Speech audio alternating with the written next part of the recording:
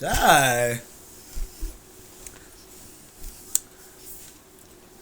just as I've told you all before and admitted to me before by Councillor Giovanna Simpson, who used to be local member of the Liberal Coalition Party, Liberal Party Giovanna Simpson, admitted to my face last election when I went down to tell them why I don't vote. Because they're all treasonous bastards. To put it in a nutshell. There's more to it than that, but anyway. They're all treasonous. As soon as you put your ass in a seat in Parliament without swearing a lawful oath of office, you've already committed treason. Making a promissory affirmation to the state is not a lawful oath to the Commonwealth. It's not an oath to the Commonwealth at all. That's serving the government, not the people. The state is the government. We're not the state. We are the people of Australia. We are Australians. This is Australia. We are the people of Australia. They're making a promissory affirmation to the state. It's an act of treason. Wasn't denied by her either. But what was affirmed by her is that Burnie is to be the blueprint experimental 15-minute digital smart city for the rest of the state. Today's newspaper, today's rag. The headlines, I only get the headlines in your emails because I won't renew my subscription. Good morning, David. Development plans afoot may help one coastal city to no longer lag behind the other. Talking up a $17.3 million CBD revitalisation project. Burnie Mayor Teeny Brumby, Teeny Austin, Teeny Austin, you know, the Freemason Austins, says it would reshape the city centre into a vibrant, accessible and inspiring heart for business, culture and community life.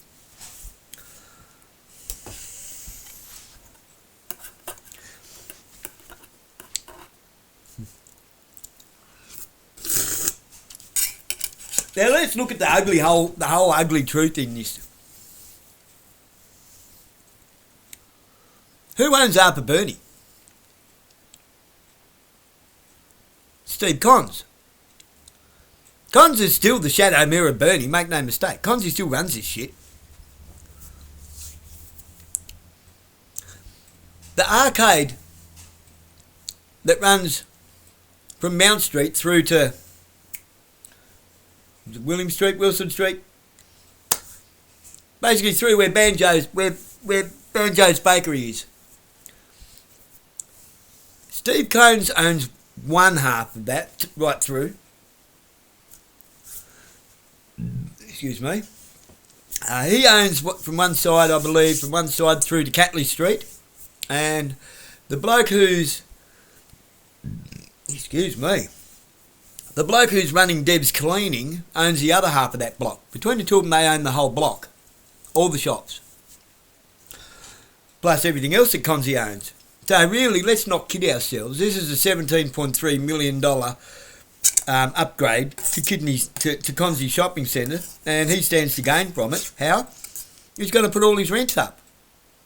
Everything gets a revamp at the cost of the taxpayer.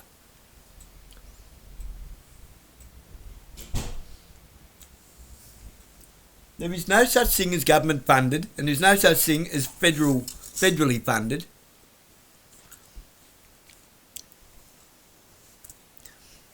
It's Commonwealth funded, and we are the Commonwealth.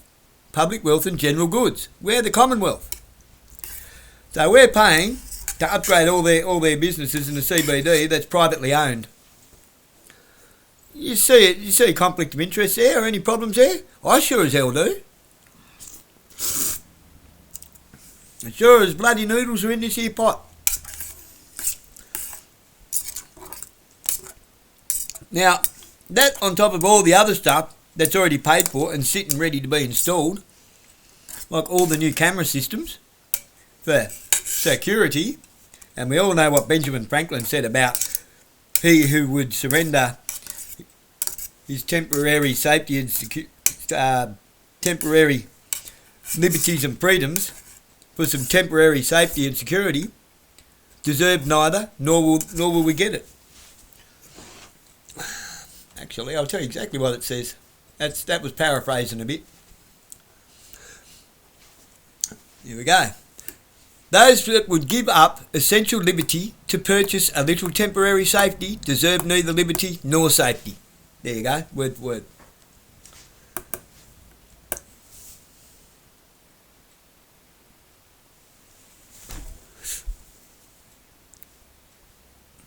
Voltaire said the same thing. Those who are willing to give up liberty for security will not have, nor do they deserve, either one.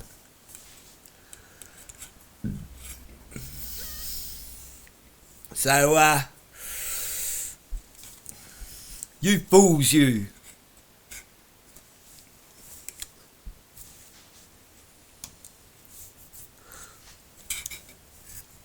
You think that we're not being screwed around and stuffed around into this organised chaos on purpose?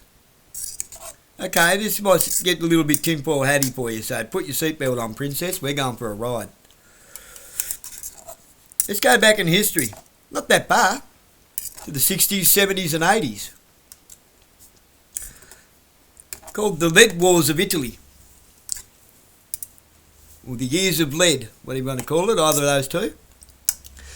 Where it has now been proven and admitted and verifiable with all receipts and facts, not fact checked by E. Karen, actual verifiable, true and fact checkable history, is where Italy wanted to leave the United Nations. But nobody wanted to lose members of the United Nations, because then they start to lose their grip of the world, which is tantamount and counterproductive to their evil little plan, Pinky and the Brain. So, with organised chaos,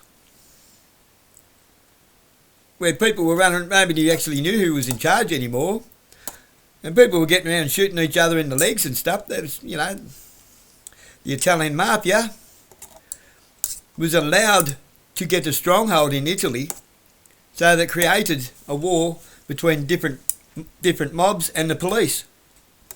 Things got that screwy, the people begged for the United Nations to step in. This is true history. You didn't learn that at school, did you?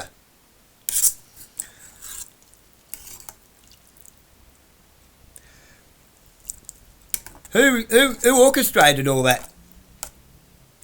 This one's going to really rock your fucking boat. Proven, like I said, proven, not hyperbole, not hearsay, not echo chamber fucking bullshit, proven fact. There was 2 countries involved in that. This goes to show how far back this bullshit goes, and it goes back way further than this. The CIA and Mossad. CIA is intelligence organisation in the United States, as everyone knows. We all see it on TV, in the silly movies, and sometimes aren't quite so silly. And Mossad is exactly the same organisation ran out of Israel.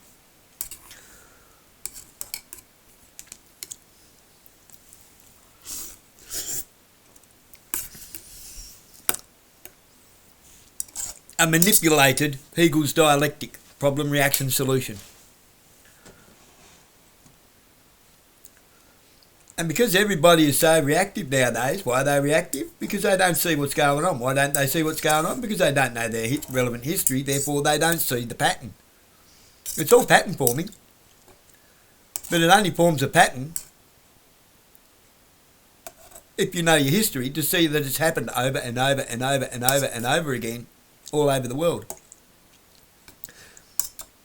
which pushes us all in a certain directive to accomplish an agenda. I mean, it's even in your face. I want to show you something. Everything has an agenda. It's all an agenda. No, it's all an agenda. What's your agenda? What's his agenda? What's their agenda? Bits and pieces to an agenda. Bits and pieces to an agenda. You're expected to digest all of that in a month between meetings to go and talk about it, and it's hyperbole. It's all planning. It's public land register. It's a public land register for Burnie City Council. It's agenda of the ordinary meeting with the questions that are asked. Some of them are asked repeatedly just to waste meeting time. So you get bored listening to people argue about whether you can walk a dog on a lead at the dog beach or not. Meanwhile, they're changing everything. They're changing everything. You follow the receipts, the list, folio plan. I've already right.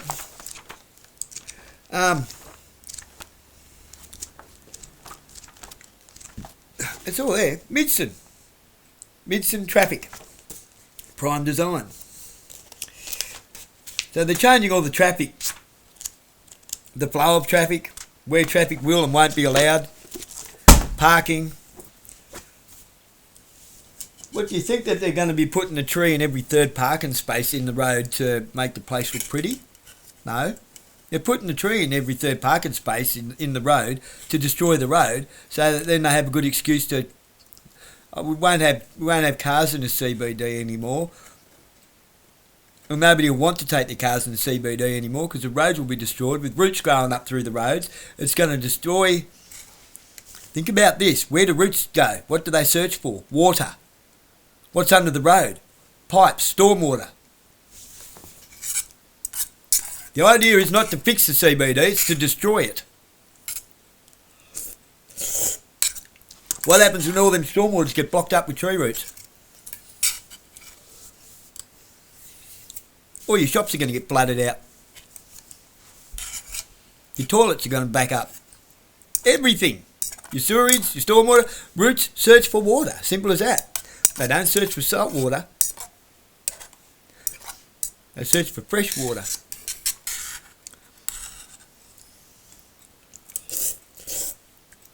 Tree roots will actually steer away from seawater. So they're going to search for the pipes, aren't they? It's just how it works.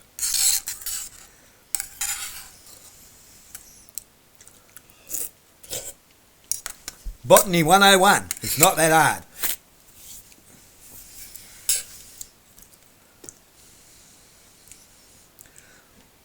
So stop wasting your money on cars, unless you're just going to set it up to get the fuck out of here, to get out of Dodge when the time comes, because the time's coming.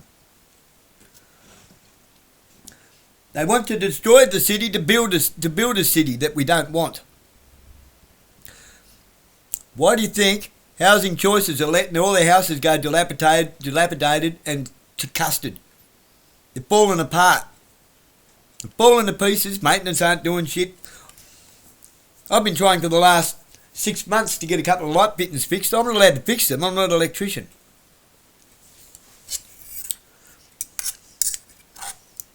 Now, given the fact that I'm paying full market rent, the same as what anybody else would paying privately, through so-called affordable housing, I want my light fittings fixed. I want my 60-year-old electrical fittings upgraded so they're not dangerous and don't burn my fucking house down. My house. Why? Government don't own them. They were never the government's to give away. They belong to the Commonwealth. They belong to us. We built the houses.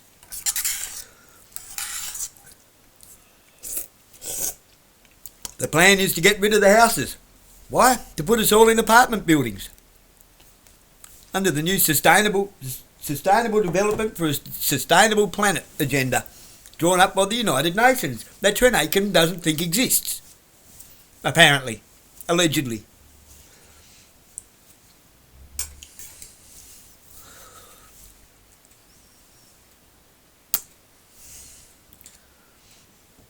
You see, an idiot is useful, and being an idiot is a choice, unless you have a disorder called grandiose narcissistic personality disorder, and then you cannot help but have to get your point across no matter how wrong it is. You'll yell someone into submission just so you can say that you won the argument, even if you're completely full of shit. So grandiose narcissistic personality disorder works. That's why when they cry, they've never got tears. They don't know how. They actually do not know how to feel empathy, humility, how to correct their thinking. They don't know how. But they're easily manipulatable. You can manipulate the hell out of them. Very manipulable. How? You make them question their beliefs. You trigger them. Like Giovanna Simpson triggers him every time. So does Ken Dorsey. Triggers him every time. Any time he might accidentally be stumbling across the truth to say something, they use that to our disadvantage. Public meetings just go to shit every fucking time. He's not the disruptive one. He's a manipulable one, the useful idiot.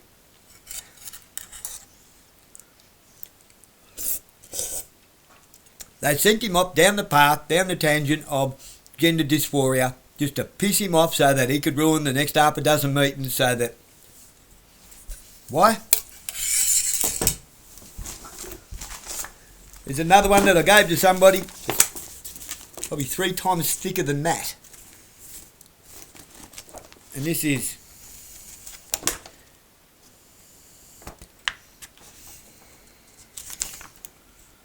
...363 pages.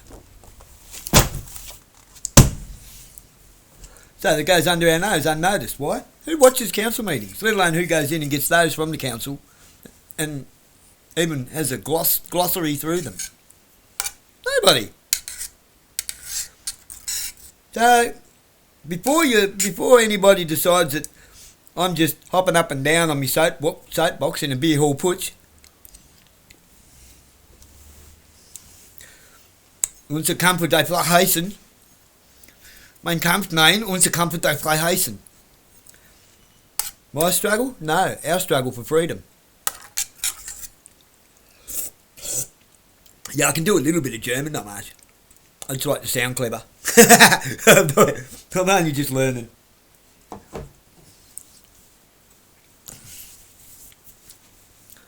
First, ensure that you are talking from a place of fact. That you've got the receipts, that you've looked at these things first. Otherwise, it's just your ill-informed opinion, isn't it? I'm not trying to be smart ass when I say that. I'm saying that as a fact that I've done the hard yards. I'm doing the things. Why don't I vote?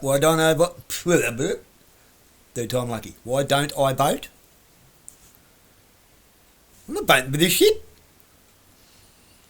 And nor should you be. You don't know what you're voting for. I know what you're voting for, and it's nothing good. Nothing good at all. Which is why I'm fighting to get recall elections. If someone's not sticking to their promise, or we think that they're being a little bit sneaky, we either get full disclosure, or sorry, we don't think you're serving in the best interest of the people, you need to go. And then we have a municipal enacted in a town hall recall election where we can vote out who we think needs to be voted out. All their names come up on the ballot again, and we vote who we want out. Who's not voted out gets to stay.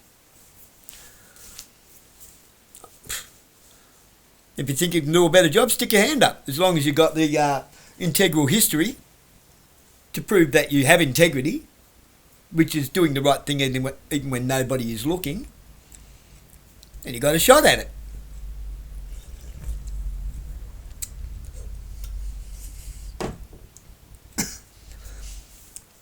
Because that's a big thing that every single member of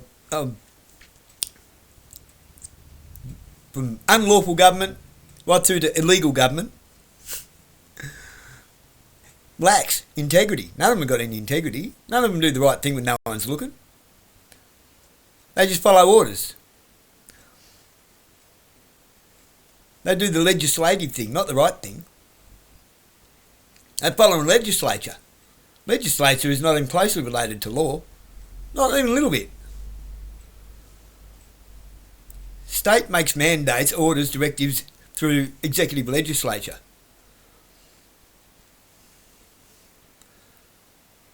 That's all legalese. That's all a matter of legality.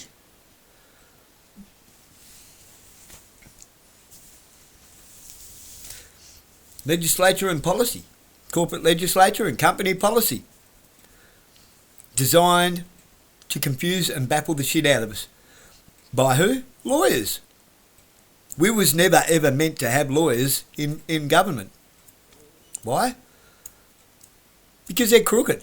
Because lawyers obfuscate the law to suit themselves.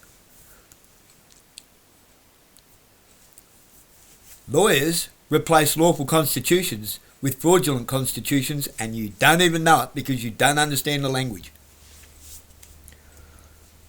That's why.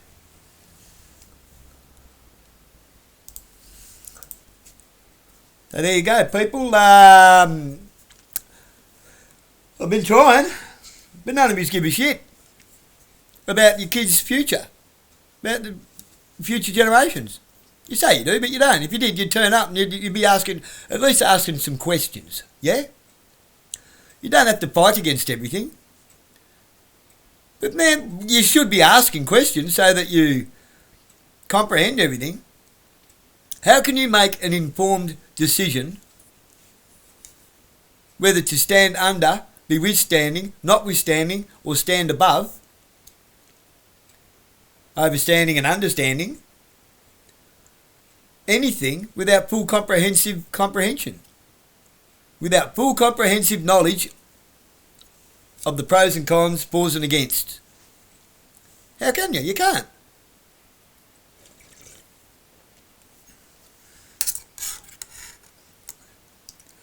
Just because I tell you that there's a chicken and curry noodles doesn't mean it's chicken curry noodles. That's just hearsay. You need to be able to taste it for yourself before you can make a full, comprehensive choice as to whether you're withstanding or not withstanding, understanding or standing over. See what I mean? The sort of languages that they use, and they fill it with filibuster and hyperbole, so at the end of the sentence it sounded like something intelligent, and they told you, fuck all. That's how it works. I told you something. I told you exactly something. You just need to think about it a bit.